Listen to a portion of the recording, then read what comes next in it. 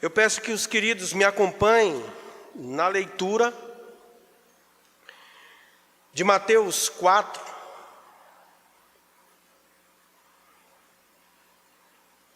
Mateus 4, versos de 1 a 11. Mateus 4, versos de 1 a 11. A tentação de Jesus. Eu lerei e os irmãos acompanham em suas Bíblias e pelo meio exposto aqui nos telões. A seguir foi Jesus levado pelo Espírito ao deserto para ser tentado pelo diabo. E depois de jejuar 40 dias e 40 noites, teve fome. Então o tentador, aproximando-se, lhe disse: se és filho de Deus, manda que estas pedras se transformem em pães. Jesus, porém, respondeu: está escrito, não só de pão viverá o homem, mas de toda a palavra que procede da boca de Deus. Então o diabo o levou à cidade santa, colocou-o sobre o pináculo do templo e lhe disse: se és filho de Deus, atira-te abaixo, porque está escrito,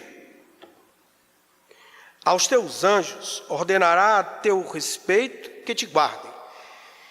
Eles te sustentarão nas suas mãos, para que não tropeçares em alguma pedra. Respondeu-lhe Jesus: também está escrito, não tentarás o Senhor teu Deus.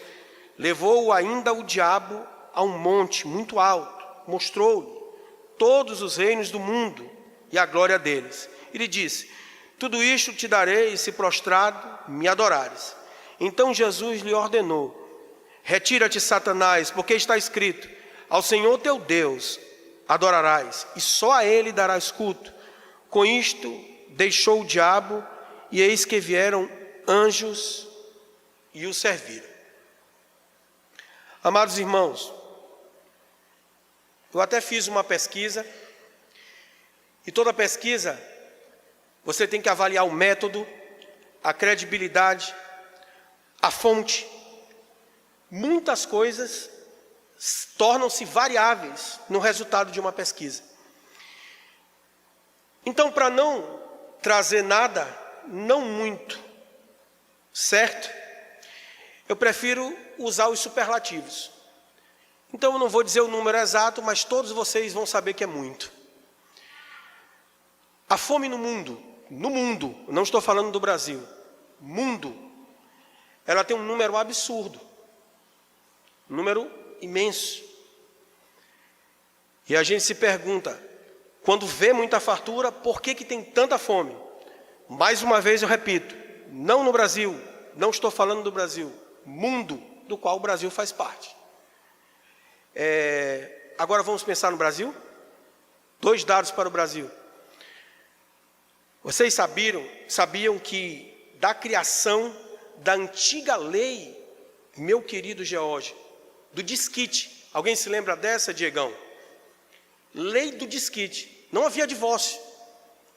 Desde essa época até agora, o número de divórcios e desfazimento dos lares é absurdo, imenso, no Brasil. Mais uma vez sobre o Brasil. Vocês sabiam que desde a permissão e das entradas das pessoas jurídicas, minha irmã Jeane, as juntas comerciais e a proposição das empresas, a abertura de empresas no Brasil gera um número impactante, meu querido presbítero Adriano. Muitas delas abrem as portas e fecham. O número é gritante. Se nós pensarmos somente num dos dados, que é você pega a consultoria do Sebrae prestada para uma empresa, meu querido Emílio, para alguém que vai abrir uma empresa. E ao final daquele primeiro ano, segundo ano, o cara está pensando, Jeane, como dar um jeito de pagar o empréstimo no Banco do Nordeste. E fecha as portas. Esse é o dado. Eu não trouxe números, eu estou falando uma realidade que eu, a Quênia e todo mundo sabe. O que isso tem a ver com o que nós vamos falar? Eu queria dizer, meus irmãos, que todo mundo valoriza os seus desejos físicos mais comezinhos, as suas necessidades básicas. Alguém pode viver sem comer? É claro que não. As pessoas não aguentam muito tempo sem comer. A fome é uma necessidade básica, física. Então as pessoas vão atrás de resolvê-la. Valorizam. Outra coisa, todo mundo valoriza a sua família. E todo mundo valoriza o seu trabalho. Aonde está essa escala, onde está essa ordem de prioridade, é o nosso desafio. Onde está a sua necessidade de comer, onde está a sua necessidade de resolver a sua casa, e onde está a sua necessidade de proteger o seu trabalho. A tentação de Jesus, texto lido por nós, ela é registrada tanto no Evangelho de Mateus quanto por Marcos e Lucas. Os três são evangelhos sinóticos, ou seja, pela mesma ótica, falam do mesmo jeito, narraram a tentação de Jesus no deserto. Este fato ocorreu logo após o batismo de Jesus. Vocês conseguiram se situar? É muito importante entender o contexto. Como é que aconteceu a tentação no deserto? Foi logo depois do batismo de Jesus. Agora vamos pensar aqui. Quem aqui está no culto e teve nas últimas turmas de batismo? Alguém está aqui? Nessa batismo em profissão de fé? Estou vendo a irmã Namá aqui, ó, profissão de fé. Olha, nosso irmão Vitor. Mais alguém? Pois é, além deles, tiveram outros irmãos e mais turmas que os antecederam numa proximidade muito grande. Mas todas elas, eu posso pensar, né, irmã Namá, irmão Vitor, e tantas outras pessoas que tiveram nessa turma, não é mesmo? O Mário, né, que esteve aqui com a gente, profissão de fé e tal. E a pergunta é o seguinte, esse dia era um dia de celebração. Foi também com Pedro, né, Pedro? Quando você teve a oportunidade. Dia de celebração. Eu me lembro de várias pessoas que vêm até aqui, sobem, o pastor lê aquele texto, presta o compromisso e ali, ó, sentado na cadeira, tem quem? Vocês conseguem me dizer? Os familiares, os amigos, gente fotografando esse momento ímpar. É dia de celebração. Eu queria dizer para vocês que o batismo de Jesus, logo em seguida, foi um dia de tentação. Vocês conseguiram entender a diferença? Num desses irmãos, aqui que foi o irmão Yuri, na época dele, terminou aqui, meu irmão Saulo, vamos jantar. Vamos jantar ali. Tal, e a gente foi jantar. Que alegria, meu querido Tato, celebrar um batismo, fazer parte do corpo de Cristo. A celebração de Jesus foi no deserto, com Satanás rodeando ele e atacando. O momento que para muitos de nós é vivido e celebrado com grande alegria, mas para Jesus significou, anotem aí o que significou para Jesus: a saída das águas e seu conforto para o calor escaldante da tentação do deserto. A troca do sorriso envolvente e acolhedor do nosso Pai para a face aterrorizante e ao mesmo tempo sedutora do diabo. É como se vê, num momento, acompanhado do Espírito Santo. E no segundo, esmagado pela amargura da dura prova. Uma hora eu estou com o Espírito Santo, a outra eu estou fazendo uma dura prova. É sentir-se espremido sem intervalo entre a unção e a provação. Eu te batizo em nome do Pai, do Filho e do Espírito Santo, e o diácono com a pia batismal. Unção. Jesus entra nas águas, pelas mãos de João Batista, sai ungido, e no segundo passo, meu irmão Romildo, segue para o deserto. Segue para o deserto. Por fim, esse momento para Jesus foi como ter de se estabelecer entre a voz aveludada e glamurosa do Pai e o som, meu querido, assim, cavernoso e tentador do inferno. Talvez a nossa geração mais nova, da visão, não vai precisar sintonizar aquele rádio assim, Davi, ó. Não vai. Porque da visão é da geração Spotify, ele clica e a música toca para ele. E se não tocar, ele com a mamãe não presta. A senhora me deu um aplicativo que não presta. Mas quem não já teve que sintonizar, Diego, um rádiozinho assim, só para ouvir aquele jogo, e aquela frequência que não chega, claro. Foi essa experiência que Jesus teve que fazer no deserto. Ele teve que sintonizar o que ele ouvia do Espírito Santo, a voz aveludada, maravilhosa, majestosa, minha querida Valquíria de Deus, para encontrar a cavernosidade e a monstruosidade das tentações de Satanás. Como é que eu me sintonizo? Como é que eu fico? Amados irmãos,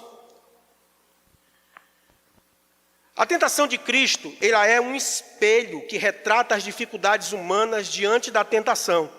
Porém, essa mesma tentação, ela destaca as virtudes de quem é o guia, para as nossas próprias vidas, e certamente tem um poder para vencer.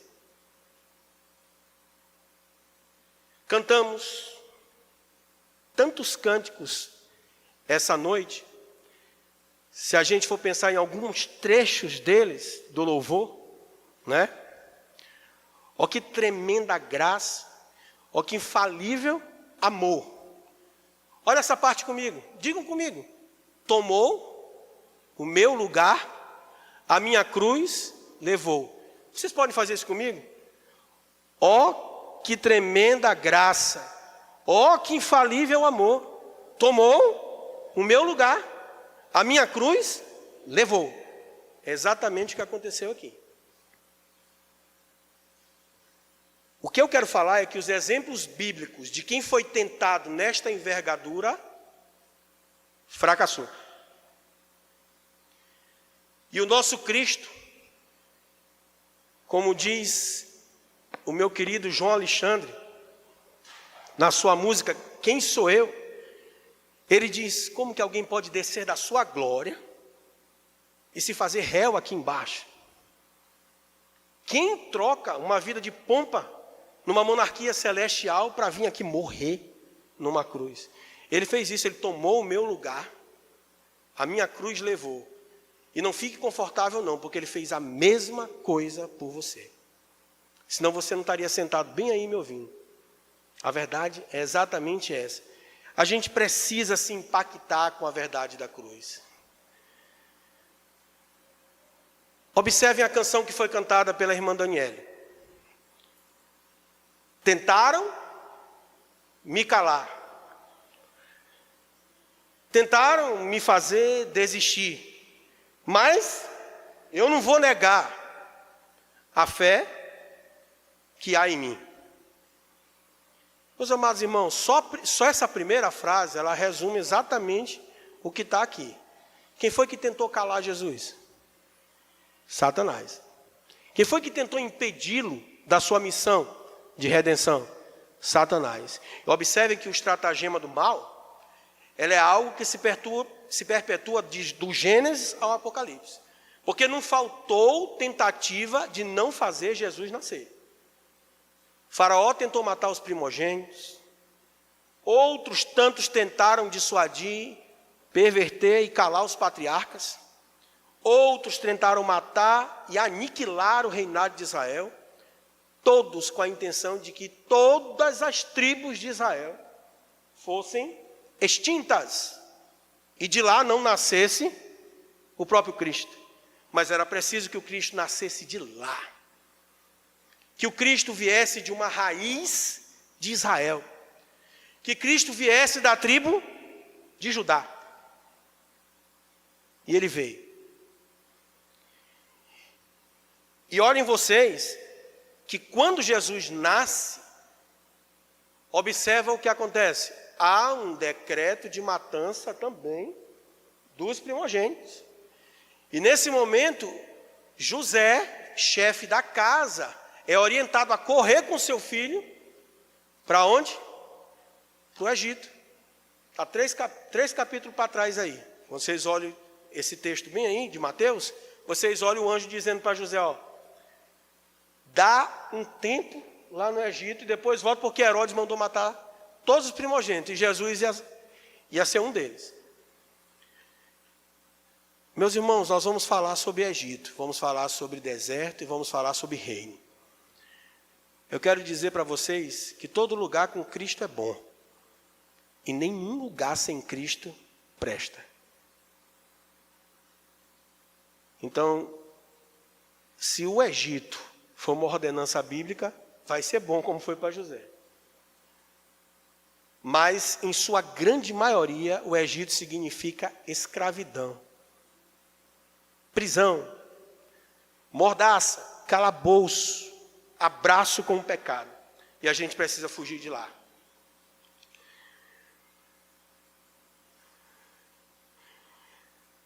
As tentações de Cristo, em tudo, se revestiram de um plano para que nós tomássemos como exemplo a própria vida dele. Cristo foi tentado em tudo, exatamente para que em todas as situações ele pudesse nos socorrer. O Senhor é quem nos socorre. E aí, eu peço que a gente possa examinar Hebreus 2, 10 e 18. A nossa equipe de transmissão está aí, até com essa incumbência. E quando a gente examina Hebreus 2, 10, 18, você vê exatamente como é colocado essa situação de que ao Senhor Jesus foi dada a missão de experimentar a tentação. Olha ali, porque convinha que aquele por cuja causa e por quem todas as coisas existem, conduzindo muitos filhos à glória, aperfeiçoasse por meio dos sofrimentos o autor da salvação deles. E agora, o verso 18, pois naquilo que ele mesmo, naquilo que Cristo mesmo sofreu, tendo sido tentado, é poderoso para socorrer os que são tentados. Meus irmãos, era preciso que Jesus viesse como homem e não como Deus, e experimentasse como homem tudo aquilo que a gente é capaz de experimentar.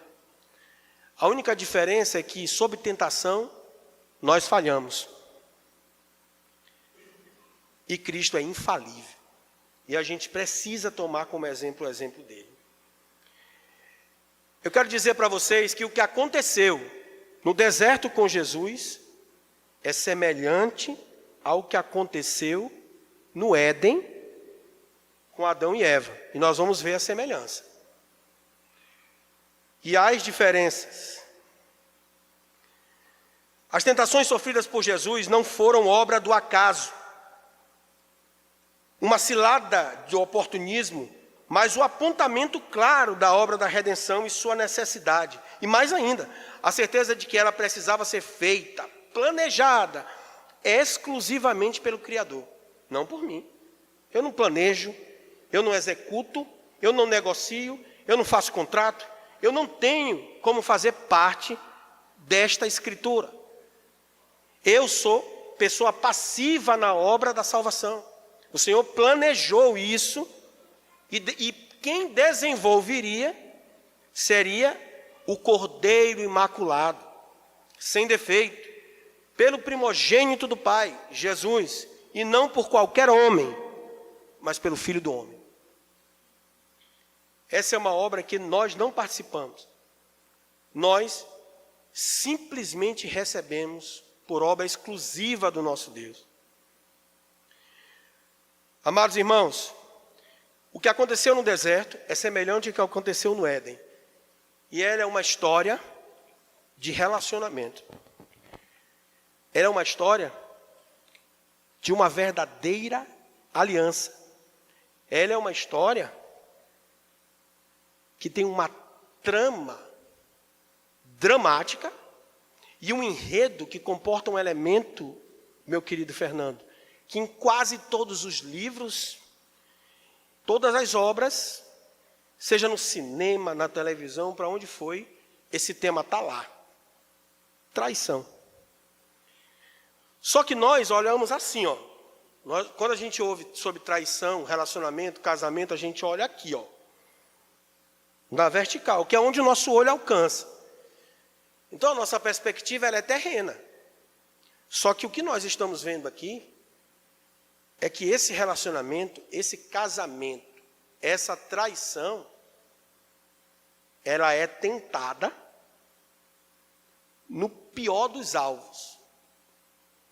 Essa relação é uma relação vertical. O que se está tentando aqui terminar é um relacionamento com o seu Criador. O que se está querendo exterminar é o relacionamento com Deus. O que se está querendo quebrar é a aliança que foi feita com Deus, uma aliança de sangue. Ele comprou, ele tomou meu lugar. O meu nome está escrito no livro da vida, e o seu também. O que Satanás não quer. Sabe aquela lista de convidado que a gente questiona? Acompanhe comigo essa. Tem dificuldade de entender essa não. Minha irmã Concita Duarte, quem nunca viu uma lista de convidado, hein? Quem nunca se debruçou por uma lista dessa? Eita, põe, tira, esse não vai. Quem vai casar, meu irmão? Pense na lista do casamento. Bota, tira, vai, tem muito. Esse não me convidou, também não vou convidar. Tem de tudo. Não é, mãe, minha irmã? É. Tudo coisa do diabo. Ele faz assim, Diegão. Foi ele que olhou a lista. Não. Vocês querem o nome de que Deus tentou tirar da lista? Minha irmã Jean. Conhecem um cara chamado Jó? Coloca Jó aí, transmissão. Olha Jó, no capítulo 1. Deus fala da admiração pelo seu servo. Um homem reto, justo aqui na terra, tal. Aí Satanás vem, olha aí, ó. Havia um homem na terra de Uz, cujo nome era Jó. Homem íntegro, reto, temente a Deus, e que se desviava do mal. Pode ir para frente. Nasceram-lhe 7 filhos, 3 filhas. Possuía 7.000 ovelhas, 3.000 camelos, 500 juntas de bois e 500 jumentas. Era também muito numeroso o pessoal ao seu serviço, de maneira que este homem era o maior de todos do Oriente. Olha que a função do ter, ele já tinha cumprido muito, Geórgio, tinha muita coisa. Seus filhos iam às casas uns dos outros, faziam banquetes, cada um por sua vez, e mandavam convidar suas 3 irmãs, e comeram, beberam com eles.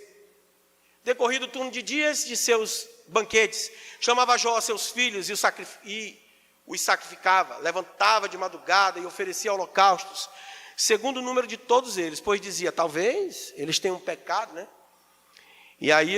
E blasfemado contra Deus e o seu coração, assim fazia Jó continuamente, então não se preocupava com seus filhos. Num dia em que os filhos de Deus vieram apresentar-se perante o Senhor, quem veio questionar a lista? Acompanharam comigo? Quem veio, eu não quero isso aí na lista não. Satanás, ele mesmo, ele estava lá, e aí? Perguntou para o Senhor a Satanás, está fazendo o que aqui? De onde tu vem? Satanás respondeu ao Senhor e disse, de rodear a terra e passear por ela. Opa, para, sobe aí, ó. Vocês viram o que Satanás faz de melhor? Rodeia a terra e passeia por ela. Onde é que ele passeou primeiro? No jardim do Éden. E onde é que ele estava passeando no texto de hoje à noite? No deserto. Conseguiram pegar? Segue. Então perguntou o Senhor a Satanás, de onde vens, né? Continua aí a transmissão. Observaste o meu servo Jó? Porque ninguém há na terra semelhante a ele, um homem íntegro, reto, temente a Deus, que se desvia do mal. Continua. Então respondeu Satanás ao Senhor, porventura, Jó, debalde teme a Deus? É sem motivo que Jó teme a Deus? Deixa eu te dar alguns motivos. Acaso não cercaste esse teu servo Jó, concebe a ele, a sua casa, tudo quanto tem, a obra de suas mãos? Vocês viram tudo que o homem tinha, nos primeiros versículos. E os seus bens se multiplicaram na terra? Estende e põe a mão, pois experimenta, prova ele. Dá Dá um caldo nele aí. E verás se não blasfema contra ti na tua face. Tira ele da lista. Foi o que Satanás disse. Não quer que você, eu, Jó, ninguém seja amado de Deus. Disse o Senhor a Satanás: eis que tudo quanto ele tem está em teu poder, somente contra ele não estendas a mão. E Satanás saiu da presença do Senhor. Rápido, nós paramos aqui. Link com o Éden e link com o deserto. Acompanhe a sequência comigo. Satanás acusou, tentou tirar da lista Jó. Isso está no meio da Bíblia. Nós vamos correr para Mateus. Estamos com Jesus. Qual era a intenção de Satanás quando tentou Jesus? Impedir que Jesus fosse à cruz. Porque, meus queridos, Jesus já tinha nascido, já estava grande, já tinha muita gente para entrar na lista. Se eu mato o Redentor, né, eu tiro todo mundo da lista. Ah, mas Satanás, Fernando, tem poder de matar Jesus? Não, não era morte, não. É simplesmente desobedecer. Eu queria dizer para você, meu irmão, nessa noite, que a desobediência é um pecado de morte. Até porque o salário do pecado é a morte. Se Jesus desobedecesse a Cristo e não subisse à cruz, a obra da redenção estava cancelada, desfeita. Ninguém ia para a lista.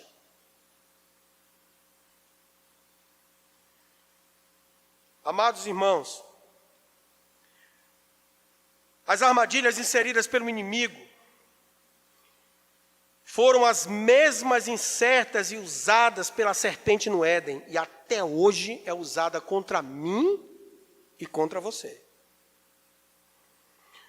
O tentador, o diabo, o inimigo das nossas almas, é mestre por excelência, em instigar e provocar nossos impulsos e instintos físicos. O primeiro deles, a fome. Todo mundo que sair daqui, essa noite, vai procurar o quê? O que comer. Né? Alguns numa prateleira mais em cima, alguns na faixa, como diz meu querido Adriano. Sempre tem um jeitinho. Eu já estou com saudade de um certo cuscuz. Não vou entregar. Né? Mas todo mundo procura saciar sua fome. Não é mesmo, minha amiga Isabela? Aquele suco. É instintos, físicos. Se ele é mestre em desenvolver nossos impulsos e instintos físicos, como a fome, ele é mestre em aguçar o nosso ego inflado, a nossa vaidade, a nossa pretensão, a nossa ostentação, a nossa soberba, a nossa vanglória. Como somos afetados por tudo isso? Como temos um espírito empavonado? Que neologismo mais engraçado, não é mesmo, meu querido e elegante presbítero Emílio? Empavonado seria uma derivação daquela ave estrondosa chamada pavão, né? E aí tinha um dos autores da época das novelas que ainda era possível assistir, que tinha assim pavão misterioso, pássaro formoso. E a minha saudosa mãe, meu querido Emílio, brincava demais com essa expressão. Quando ela via alguém descrito dessa forma aqui, vaidoso, pretenso, ostentador, soberbo, cheio de vanglória, aí ela chegava pertinho de mim, quanta saudade de ouvir aquela voz, minha querida Ruth. Pavão misterioso, pássaro formoso. Lembrou dela, Cleuda? Minha querida Cleuda, meu presbítero Matias, olha ali, e sua família, minha ali, Tati, todo mundo. Saudade de mamãe. E ela brincava dessa forma, empavonado. Ela detectava rápido, aquele ali, se não furar o balão, Ele quer subir mais alto do que precisa. Satanás faz isso. Além da fome e da nossa vaidade, ele é mestre. Mas mestre, Diegão, mestre em fomentar a cobiça e a ambição do nosso coração. E a nossa cobiça, meu querido Diego Leles, e a nossa ambição do coração, ela é muito ligada às nossas posses e propriedades. Então a gente quer resolver, Romildão, nossa fome. A gente quer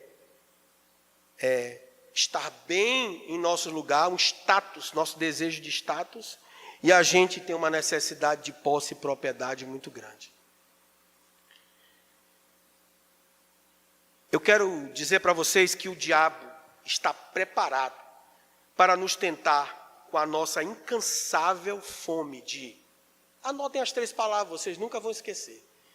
Ele quer sempre fazer a gente tropeçar na nossa fome de fazer, na nossa incontrolável vontade de ser e no nosso ávido desejo de ter. Entendeu?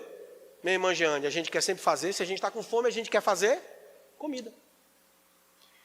Se a gente está querendo um lugar que não é nosso, a gente quer ser. Esse aí, como é que diz o exemplo? Essa pessoa só quer, né, Vanessinha? Só quer? Ixi, esse aí só quer ser. Não é verdade? E, no último, se a gente quer tanto fazer quanto ser, a gente tem também aquela coisa incontrolável, aquela avidez descomunal para ter.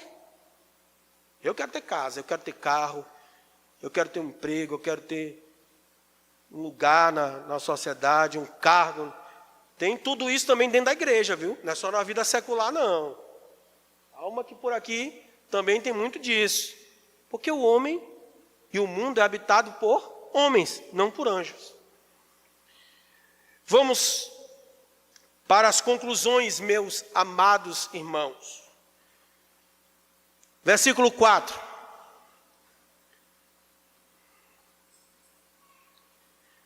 O versículo 4, ele começa: a seguir, vocês podem colocar a Bíblia de vocês tanto em Mateus 4 como em Gênesis 3. Mas o pessoal da transmissão está aí preparado para nos dizer aí e nos auxiliar com essa exposição. No versículo 4 do texto de Mateus, ele já começa assim: a seguir foi Jesus levado pelo Espírito ao deserto. Vamos ao exame claro da palavra. Agora é a parte da chamada, exposição. Está no texto. A seguir foi Jesus levado pelo Espírito ao deserto. Quem levou Jesus ao Espírito depois do batismo? O irmão Yuri, no dia que se batizou aqui, levou o presbítero Saulo, foi para jantar. E eu gostei. Foi bom. Mas o Espírito Santo de Deus levou Jesus, foi para onde? Levou, foi para o deserto. E não levou só para ele conhecer o deserto, não, Romildo. Porque teve até agora o deserto do Saara, que deu neve, né? E tinha turista interessado em aparecer lá, né, Sara? Não, mas ali está dizendo que o Espírito Santo de Deus levou Jesus, foi para ser o quê? Beleza, tu já te batizou, já tomou banho, já está com o Espírito, agora eu vou te levar para o deserto. Que convite, hein? George, aí é complicado, né? Aí é difícil. Quem levou Adão e Eva para o Éden? Quem colocou eles lá? Conseguiram entender a semelhança? Quem colocou no deserto? O Espírito de Deus. Quem colocou Adão e Eva, meu querido Salatiel? Foi Deus. Não foi ele que fez o jardim e plantou o homem lá? Vocês observaram com isso que existe soberania de Deus, minha irmã Conceição? Deus manda em tudo. Quando eu acho que eu perdi o controle da vida, Deus está controlando. Foi ele que colocou ele lá. Então, Satanás, ele é coadjuvante, ele não é protagonista. E não tem autor no mundo que reescreva a história bíblica mostrando Satanás como vencedor. Guardem isso no coração, Satanás nunca vai vencer. Faço uma pausa para dizer para vocês Não falei no início, até porque eu queria saber até onde eu chegava. Mas que semana difícil. O pastor pediu para eu pregar aqui terça-feira. De lá para cá dar-lhe emergência, dar-me sentir mal.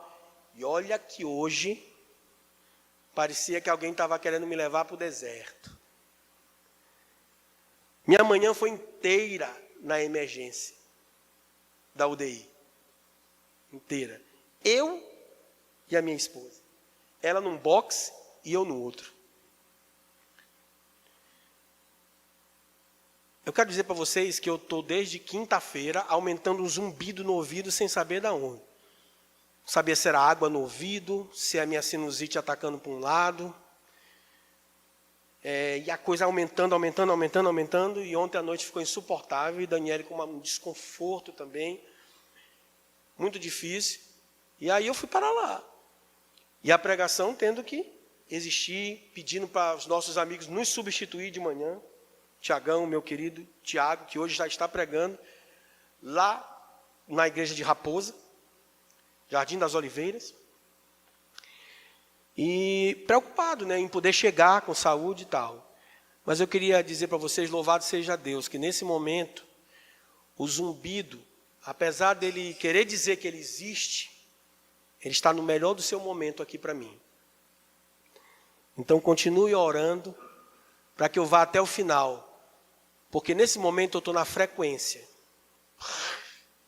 entre a voz de Deus e a voz do zumbido.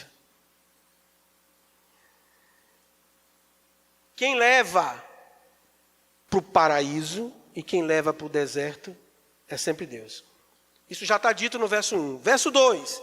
E depois de jejuar 40 dias e 40 noites. Meu irmão, alguém já jejuou mais de 2? Né?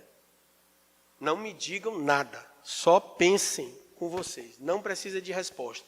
40 dias e 40 noites. Pense numa fome. Depois de jejuar 40 dias e 40 noites, eita, não precisa nem dessa conclusão, né? Teve fome. É o que diz a Bíblia. Volta para o Éden comigo. O deserto vocês entenderam. O cara foi batizado e foi levado ao deserto para ser tentado. Está tudo difícil, meu querido Isaac. E no Éden? E no Éden, Mário? Era esse o cenário do Éden? O Espírito Santo levou Jesus para a pior das experiências. Deus deixou Adão e Eva na melhor delas, meus irmãos. Se Jesus foi ao deserto, Adão e Eva estavam no paraíso. Tinha fome, minha querida Lília? Fome não, né? No paraíso não tinha fome.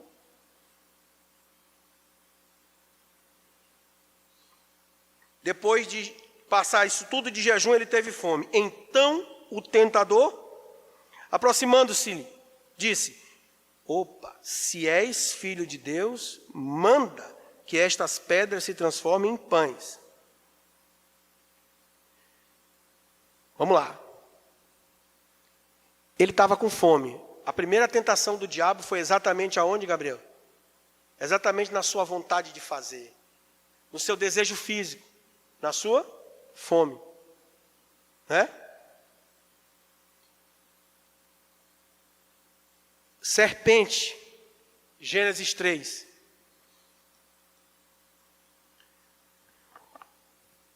Mas a serpente mais sagaz que todos os animais selváticos que o Senhor Deus tinha feito, disse à mulher: é assim que Deus disse: não comereis de toda árvore do jardim. Vocês perceberam a capacidade de argumentação? Quem aqui já assistiu aquele filme? Isso, eu sempre falo dele, eu sou um repetidor, né? O Advogado do Diabo. Já assistiu, meu amigo Diegão? Ele é um filme antigo. Eu não gosto muito de assistir, porque toda vez que eu assisto eu quero assistir 10 vezes seguido. Para ficar decorando várias coisas que tem lá. É impressionante. A capacidade de argumentação de Satanás é terrível. Então ele já vem em um contexto em que não tinha fome, mas ele vai trabalhando com outros instintos. Sabe qual é o instinto aqui, minha querida Elma e meu precioso amigo Edomir, meu casal de padrinhos. O instinto aqui, sabe qual é o instinto? É aquele que a gente entra no supermercado.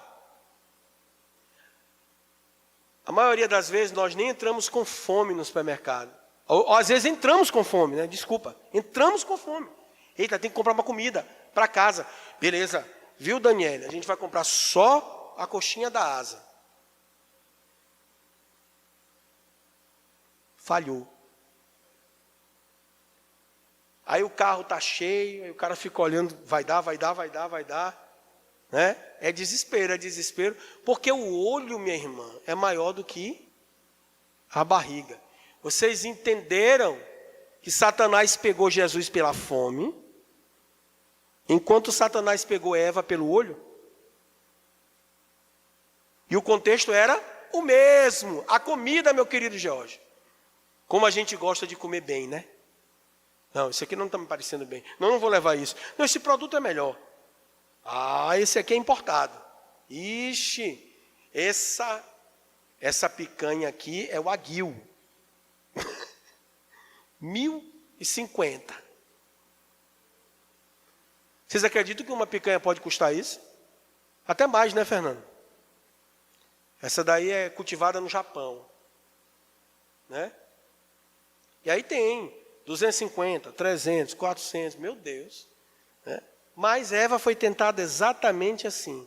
Está diferente de você, meu irmão? Você está comprando, nós estamos comprando o que não precisamos com o dinheiro que a gente não tem. O contexto é o mesmo. Verso 4 de Mateus, segue. Jesus responde para Satanás quanto a, tu não é filho de Deus? Então transforma isso tudo em pão que tu está com fome. Jesus respondeu, está escrito, não só de pão viverá o homem, mas de toda a palavra que procede da boca de Deus. Quando você vai lá em Gênesis 3, olha aqui a moleza. Olha a moleza que Eva dá. Respondeu a mulher. Do fruto das árvores do jardim podemos comer, mas tudo da árvore que está no meio do jardim, disse Deus, dele não comereis, nem tocareis, para que não morrais. Ela está afirmando a lei de Deus. Mas existe um princípio aqui, Tato, interessante.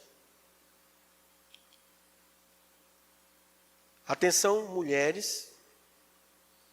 E eu não quero falar só para vocês. Todos nós estamos envolvidos nisso. Mas o primeiro diálogo foi para uma mulher. Quando você é mãe, você orienta seu filho como? Né, Camila? Eu tenho certeza que você e o Diego já começaram a falar com Helena, né, principalmente com Joaquim. Helena, tu está falando com quem? Não é para falar com estranho. Hã?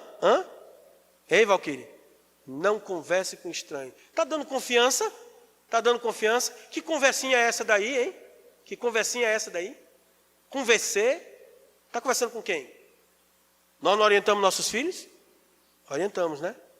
Curiosamente, meus queridos irmãos, minha querida irmã Merinalda, quando a gente fica adulto, né? A gente se reveste de uma empáfia, de uma certeza de que a gente sabe tudo.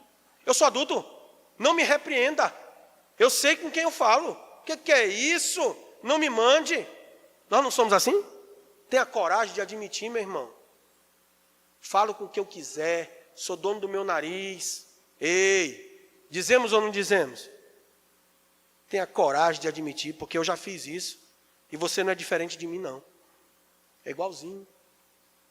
A gente tem um DNA perverso, humano. Eva deu conversa demais para Satanás, enquanto Jesus tinha a frase concisa, lacônica, sisuda, assertiva, profunda, direta. A fala de Eva já é uma conversa esticando um argumento. Eu estou permitindo.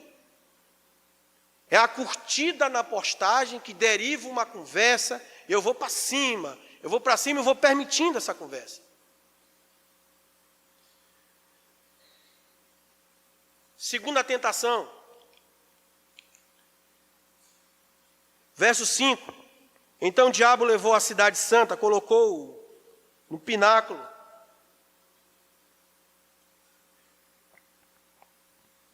Da cidade santa e disse: se és filho de Deus, conseguiram pescar uma coisa em comum?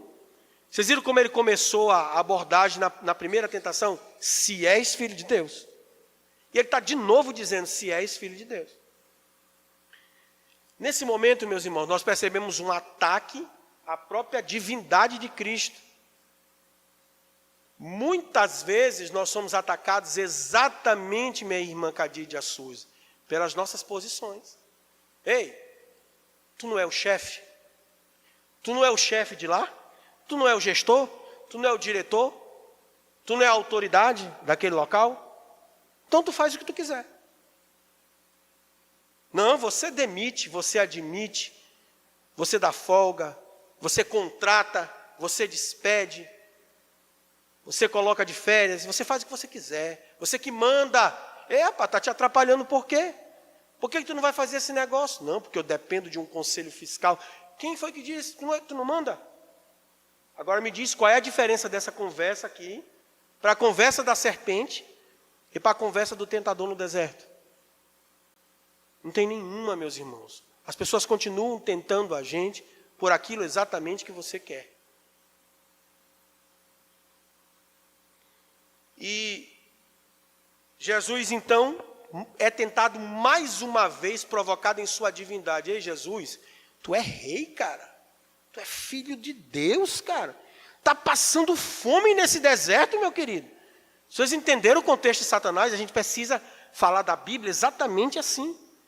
Acorda, Jesus. Acorda porque tu está com fome, cara. É 40 dias. Vai morrer aí por esse bando de pecador? Olha a sagacidade, que é a mesma da serpente lá atrás. Jesus, come, rapaz. Está com fome. Se Jesus come bem ali, a obra da redenção vai embora. E aí Jesus, então, responde mais uma vez, lacônica, sisuda, profunda, direta. Não só de pão viverá o homem, mas de toda palavra que procede da boca de Deus. Né? E ele vem e repete isso agora na cidade santa e diz assim: se és filho de Deus, atira-te abaixo, porque está escrito: aos teus anjos ordenarás a teu respeito que te guardem. Observem que ele diz: se és filho de Deus. Primeiro, ele não usou a Bíblia. Só Jesus usou a Bíblia. Na segunda tentação, ele já começa usando a Bíblia. Eu estou te levando aqui no pináculo, tu está bem aqui em cima, tu és gestor, tu és diretor, tu não é Deus no céu. Então, rapaz, está escrito, tu não falou da Bíblia para mim? Eu vou falar também. Está escrito: se ordenares, os teus anjos vão te salvar. Então te atira aí, que eles vão te salvar. Observem que essa tentação ela foi muitas vezes dita a Cristo em outros momentos. Né? Como foi que Herodes, como foi que Pilatos conversaram com Jesus? Ei, tu não é o rei dos reis? Jesus respondia: tu dizes. Isso é um descaso, um escárnio à obra de Cristo. Mas a gente é tentado dessa forma. Minha irmã, você que comanda lá as gestões financeiras lá no banco. Então, a senhora pode sim me dar um crédito. E o irmão não tem perfil para conseguir esse crédito. Né? Então a gente é tentado pelas nossas posições, as pessoas valorizam. O diabo estava valorizando, Romildo, a posição de Cristo no céu. Exatamente isso. E Cristo respondeu com a palavra, mais uma vez. Respondeu Jesus: também está escrito, viu, Satanás? Não tentarás o Senhor, teu Deus. Então é o seguinte, meus irmãos. Por que as pessoas têm que dizer para a gente: olha, nós temos um lugar aí para ir, nós temos uma festa para fazer, entendeu? A gente pode ir. E você está entendendo que aquele lugar não é para você ir. Você não quer, vai ter coisas que não deveriam te apetecer e tal, ou, sei lá, uma companhia indevida. E você tem toda a liberdade de dizer não. Mas a gente muitas vezes cede porque a gente está mais fincado na voz, sintonizado nessa voz que vem do mundo, do que querer ouvir a voz de Deus. Eu não tenho que tentar, meu Deus. Eu não tenho que achar que Deus vai me livrar de toda cilada, de todo buraco, de todo precipício, apesar dele poder fazer. E quando nos faltar o senso, ele nos resgata. Eu sei disso. Mas só que nós não podemos viver tentando a Cristo. E é isso o ensinamento que ele deixou para a gente aqui no deserto. Por fim, meus irmãos, vocês olham que levou ainda o diabo a um monte muito alto, mostrou-lhe todos os reinos do mundo e a glória deles. E lhe disse, tudo isto te darei, se prostrado me adorares. Então Jesus lhe ordenou, retira-te, Satanás, porque está escrito, ao Senhor teu Deus adorarás, e só a ele darás culto. Como isto, deixou o diabo, e eis que vieram os anjos a lhe servir. Volta para Gênesis 3, meus irmãos.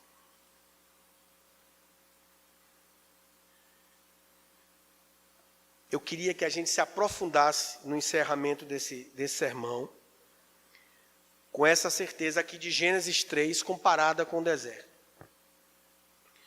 Você vê que Jesus foi tentado primeiramente pelo desejo e a necessidade de fome. Eva não tinha fome e foi tentada pela mesma coisa. E ela começa a desenvolver um diálogo, aceita, e na hora que ela diz a lei de Deus, mas deu uma conversa para ele, ele vem. Então a serpente disse à mulher, é certo, Eva, que não morrerás, porque tu vai comer essa árvore aí, tu não vai morrer não, tu vai continuar aí inteirinha. Porque Deus sabe que no dia em que dele comerdes, se vos abrirão os olhos, e como Deus sereis conhecedores do bem e do mal. Nessa investida, você olha que Satanás está aqui usando e pervertendo a ordem de Deus. Qual era a ordem de Deus? De toda árvore do jardim comereis, mas da árvore do bem e do mal, não.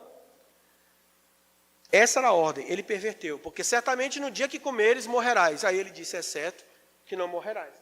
A mesma coisa que ele fez no deserto. Tu não é filho do homem? Transforma isso em pão. Tu não é filho do homem? Te atira daí que os anjos vão te segurar. Ele usa a Bíblia e perverte, fala meias verdades, perverte, confunde nossa cabeça. Essas são as tentações que estão para mim e para você todos os dias. Vai acabar o culto aqui, meu irmão. Vai acabar. E nós vamos para a lida, para o dia. A tentação está lá. As oportunidades estão lá. As tentações estão lá. Os pães para serem transformados estão lá. Os precipícios para você se atirar vai estar lá amanhã, de segunda a sexta, para você se atirar, achando que os anjos vão, e desafiando os anjos para se socorrer. Nós estamos fazendo a mesma coisa sempre. E aí Eva, em vez de dizer como Jesus, retira-te, Satanás, porque está escrito, só ao Senhor teu Deus adorarás e prestarás culto. Ela fez o quê? Olhem comigo a conclusão que eu disse para vocês terem. Leiam comigo o verso 6 de Gênesis 3. Gênesis 3, 6. Olha lá, Gênesis 3, 6 está aí, ó. Leiam. Vendo a mulher que a árvore era boa para se comer, agradável aos olhos e árvore desejável para dar entendimento, tomou-lhe do fruto e comeu e deu ao marido e ele comeu. Meus queridos irmãos, eu vou insistir que vocês leiam comigo. Eu não ouvi a voz de vocês. Está aí projetado. Leiam comigo. Vendo a mulher que a árvore era boa para se comer, agradável aos olhos, e árvore desejável para dar entendimento. Tomou-lhe do fruto, e comeu, e deu ao marido. Olha o que eu disse para vocês. O diabo está preparado para nos tentar com a nossa incansável fome de fazer. Eva, vendo a mulher que a árvore era boa para comer. Primeiro, o instinto físico, queria comer. Queria comer num supermercado lotado de coisa. Porque o paraíso é lotado de coisa como a Fribal, o Mateus, estou fazendo um merchan e não vou ganhar nada. Tudo isso está na prateleira lá. E o cara consegue escolher. Eva podia escolher. Jesus não. Escolheu o certo, escolheu a Deus. comer. Aí ela viu mais que ela era agradável aos olhos. O Senhor nos livra do desejo matador de Satanás, de perverter a nossa incontrolável vontade de ser. Olha, a árvore era desejável, era agradável, ela mexia com os olhos. Eva então, rapaz, é verdade, esse fruto é muito bonito. Por que eu não posso comer, já que eu não vou morrer? E eu ainda posso ser igual a Deus, né? E aí ela passa para o terceiro passo. Não só era agradável para comer, não só enchia os olhos dela, mexia com seu ego, com sua soberba, mas agora ela entendeu que ela era desejável para dar entendimento. Então ela satisfez a vontade de comer, ela satisfez a incontrolável vontade de ser e o ávido desejo de ter. Ela quis ter. Eu quero ter esse tal conhecimento do bem e do mal. Meus amados irmãos, eu quero chamar a atenção de vocês para essas verdades aqui. Eu vou pedir para a transmissão passar uma frase antológica do nosso célebre John Bunyan, grande escritor, que foi do livro O Peregrino. Olha o que John Bunyan disse: o pecado é um desafio à justiça de Deus, um roubo à sua misericórdia, um zombar de sua paciência, um desprezo ao seu poder e um desdém ao seu amor. Eu queria dizer para vocês que na hora que a serpente vai ao Éden e Satanás vai ao deserto, eles estão desafiando a justiça de Deus. Na hora que Satanás vai ao Éden e ao deserto, ele está tentando roubar a misericórdia de Deus. Eu quero dizer que no Éden havia livre-arbítrio, e a misericórdia nem era necessária ser sacada. Era aquela conta intangível, era aquela conta que formava o patrimônio, era a poupança. Misericórdia era algo que o homem nem precisaria conhecer. Ela só conheceu porque Eva sacou Fernando. Satanás chegou e entregou um cartão. Um cartão para Eva. Saca aí, saca. Igual aqueles que chegam na sua casa, sem você pedir. Já recebeu desse aí, Valquíria? Valquíria já recebeu. Ah, com certeza. Chegou um blackzão, hein? Um Black Infinity. Saque. Saca lá. E Eva foi lá e sacou. Ela roubou a misericórdia de Deus. Assim como Satanás estava tentando roubar a misericórdia lá na cruz. Cristo não iria mais para a cruz.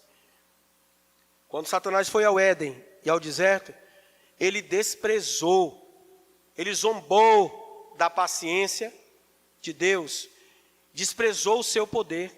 É como se ele dissesse: tu não é filho de Deus? Transforma aí, te atira.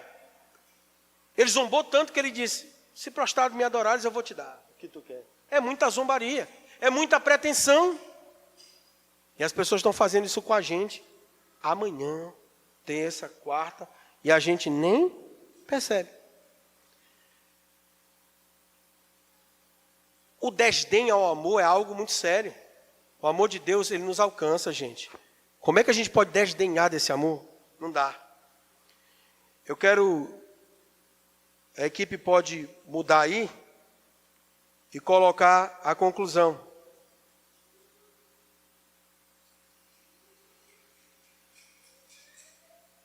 Eu quero dizer para vocês, meus irmãos, que no sentido espiritual, 3 ambientes têm 3 significados: o Egito, o deserto e o reino.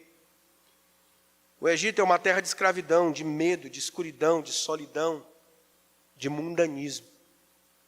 E é nessa lição de hoje, no texto de hoje, eu quero deixar para vocês que Deus quer te libertar, meu irmão, da escravidão do Egito. Fez isso por minha vida, fez na sua e vai fazer por todo aquele coração que Ele escolheu.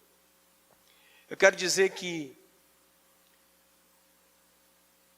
Deus, Ele quer nos matricular na escola do deserto, para que a gente se prepare, dependa e confie nele, na sua revelação, na sua mudança de mentalidade. Eu preciso mudar a minha mentalidade de escravo para ter liberdade no reino. Tem gente que age como se ainda fosse escravo do pecado. Meus queridos, concluo dizendo que Deus quer te libertar da escravidão do Egito. Ele quer te matricular na escola da dependência dele no deserto. E Ele quer te mostrar o seu lugar de liberdade no seu reino. Pode colocar aí, minha irmã Stephanie, a última expressão. Essa eu escrevi depois que li tudo que li esta noite. O paraíso sem Deus é infinitamente mais perigoso que o deserto acompanhado do nosso Deus. A gente precisa ter certeza disso. O paraíso está cheio de oportunidades e sem Deus é muito perigoso. Amanhã nós estaremos diante de vários paraísos, muitos paraísos. Esteja com Deus, meu irmão. Esteja com Deus para Ele te livrar. Esteja com Deus para Ele te livrar de toda a ideia de voltar para o Egito. Esteja com Deus para você ser o melhor aluno no deserto. Esteja com Deus para você ter a certeza de que você é liberto no seu reino.